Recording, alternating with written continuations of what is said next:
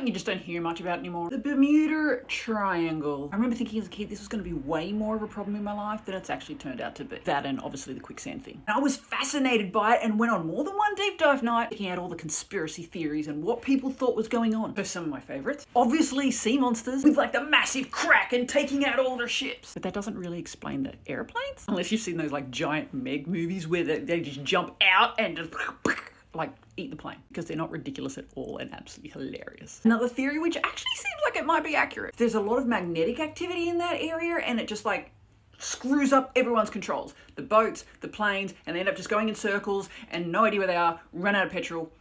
Yeah. Still, that doesn't entirely explain how they end up with boats coming out the other side with no people on them. Like, did everyone just go, we're out of petrol, let's just jump ship? Like, I would rather starve at sea than be eaten or take my chances in the water. Now, one of my favorites that I found fascinating. I watched an interview where there was a pilot of a plane that actually said he went through a wormhole. So in a journey that was meant to take like 6 hours or whatever, he popped out the other side and all of a sudden he's over land and like it took him forever to work out what the heck was going on because it was supposed to be, he was hours ahead of where he should have been. Also that he saw this weird tunnel before that whole thing happened. So the theory for like the disappearing planes and whatnot is not so much that they just like fell out of the sky running out of fuel into the ocean and were never to be found again, but that we're looking in the completely wrong spot because they're actually 6 hours that way and they end up crashing over land somewhere that we're not even looking. I was always fascinated by this as a kid. And it was always one of those questions like when I get to the next life or, you know, get access to grand organized knowledge, whatever, like this is definitely on the list of things to ask the creator of the universe. Like what the heck